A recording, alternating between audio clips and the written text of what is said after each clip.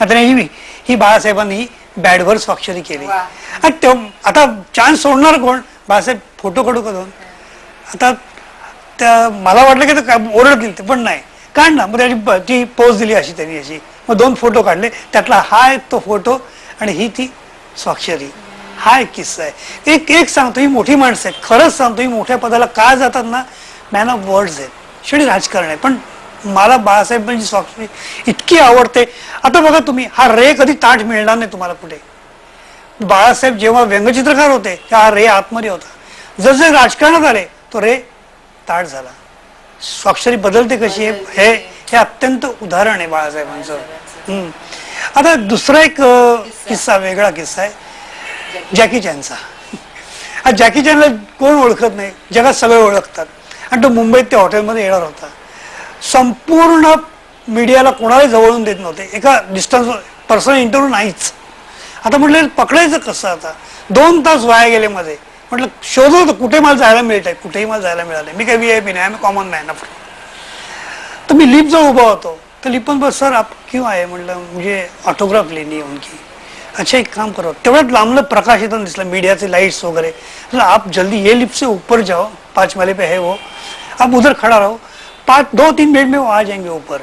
आणि तो बोलला, तसंच झालं. जॅकी चॅन त्या बॉडीगार्ड वरती आला. बॉडीगार्ड, जॅकी चॅन आणि समोर मी त्याला वाकून हे केलं, तुमचे आपके युअर ऑटोग्राफ म्हटलं. ओके, त्यांनी व्यवस्थित ती ऑटोग्राफ दिली. एक म्हणजे टायमिंग काय असतं, थांबल्यानंतर काय मिळतं हे महत्वाचं आहे. आता पेशन्स इज द की, मला हा शब्द कोणी सांगितला माहितीये? सुनील गावस्करांनी. त्याचा वेगळा किस्सा आहे.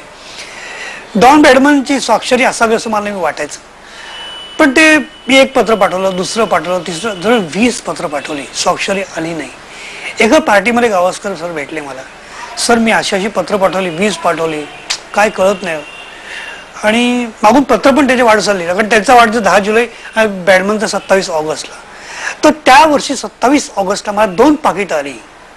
एक सुनील सरांचं होतं, त्यात लिहिलं होतं त्याच्यावर पत्रानं बॉम्बार्डिंग करू नको, त्याला राग येईल किंवा बरं नाही वाटणार.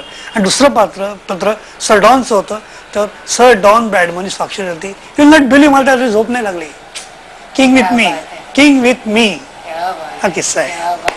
अटल बिहारी वाजपेयींचे एक किस्सा तो ऐकायचा आहे आम्हाला. तर अटल बिहारी वाजपेयी जेव्हा हरले तर ठाण्यात आले होते, स्वाक्षरी घेतली. म्हटलं अटलजी एक फोटो. अरे हारावा थोपडा आहे, काय खूप फोटो निकालताय. तो काढला पण फोटो त्यांचा. एक वेगळा माणूस. असे किस्से खूप. अरे म्हणजे या सह्या घेता घेता इतक्या वेगळ्या मोठ्या व्यक्तिमत्वाची माणसं तुम्हाला बघायला मिळाली. हा हे त्याचं एक आपण बाय प्रोडक्ट असं म्हणू की झालेला फायदा जर कोणी विचारेल तर.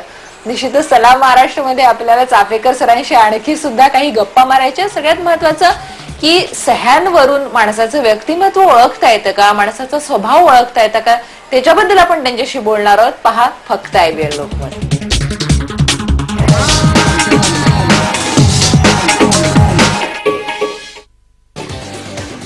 आणि या सलाम महाराष्ट्रामध्ये आपण एका निराळा छंद जोपासलेल्या माणसाशी बोलतोय. सतीश चाफेकर सर आपल्या बरोबर आहे. सलाम महाराष्ट्रामध्ये वसुंधरा काशीकर त्यांच्याशी बोलतेय.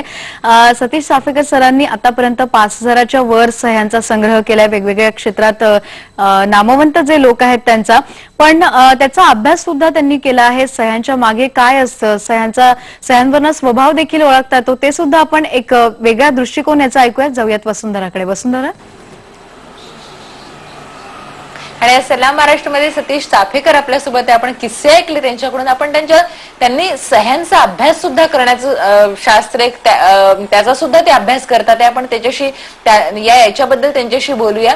सर, सहीवरून माणसाचा स्वभाव, त्याचं व्यक्तिमत्व ओळखता येतं का, भविष्य सांगता येतं का?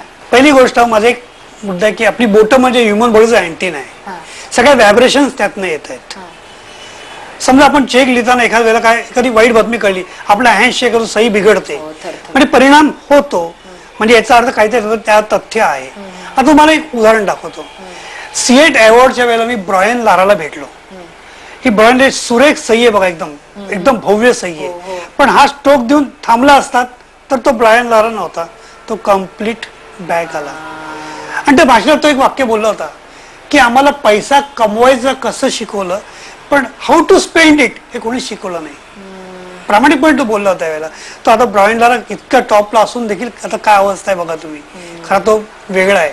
म्हणजे सही बोलणं बरंच काही सांगता येत असं स्वभाव किंवा भविष्य होतं. जरी सांग- भविष्य म्हणू नका तुम्ही. भविष्य म्हणलं त्याला वेगळा वास येतो वाव, बरोबर. की आपण आज स्कॉटलंडच्या सारखे पोलीस देखील त्याचा एक क्ल्यू म्हणून वापर आणि करतात. आपण असं म्हणू शकतो सर की तुम्ही जेव्हा लिहित असता तेव्हा तुमच्या मानसिक स्थितीचा तुमच्या लिखाणावर परिणाम होतो Exactly. आणि त्याच्यातून मग तुम्ही सांगू शकता की काय याची पुढची वाटचाल मी असेल. एवढंही सांगतो की माणूस जेव्हा एकदा सही करतो हा. तशी परत सही कधीच करत नाही. करत. तुम्ही बघा, चेक करा. आपण एक गंमत करूया का बोला. मी सही करते आणि तुम्ही माझा स्वभाव थोडासा सांगा. म्हणजे मी आज तुम्हाला पहिल्यांदाच भेटते हो. मग तुम्हाला काय मी सही करते आणि सर बघूया आपण की सर सांगू शकतात का की काय माझा स्वभाव आहे किंवा कसं माझं व्यक्तिमत्व आहे ते. ही माझी इंग्रजी सही आहे.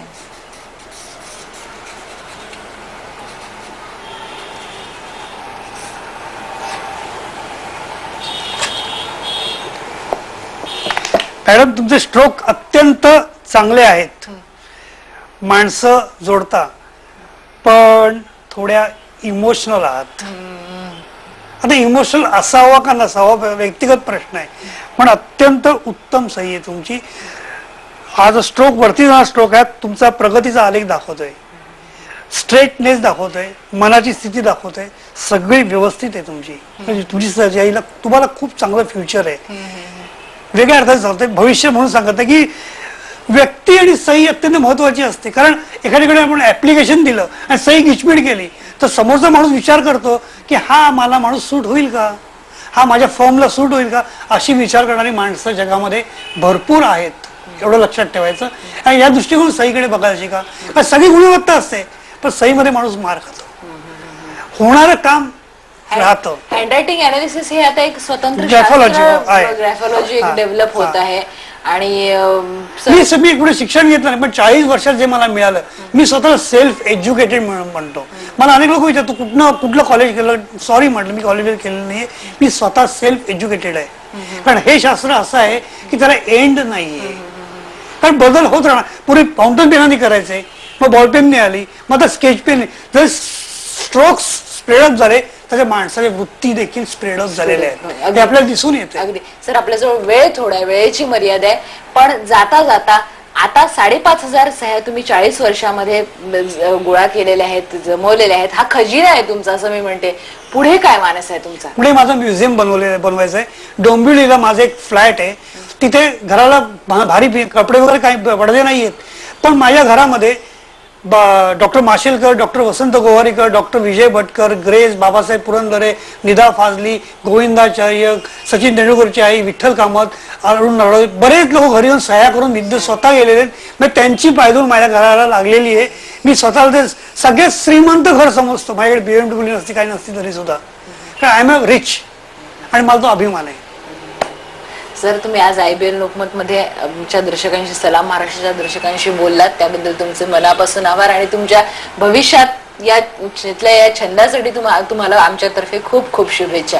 धन्यवाद. आणि सतीश चाफेकर आज आपल्यासोबत होते आणि सलाम महाराष्ट्राच्या दर्शकांशी ती बोललेले आहे. आणि आपण बघितलं की अतिशय निरपेक्षपणे कुठलाही उद्देश न ठेवता झोकून देऊन हे गेल्या 40 वर्षांपासून सह्या गोळा करण्याचं काम करतात आहे श्वेता. खरं आहे. आणि त्यामागे खूप मोठी मेहनत आहे, खूप एक वेगळा छंद त्यांनी हा जोपासलेला आहे. धन्यवाद वसुंधरा, तू आज त्यांच्याशी बातचीत केली. आणि सलाम महाराष्ट्रामध्ये यानंतर इथे एक छोटासा ब्रेक घेऊया. पहा फक्त IBN लोकमत.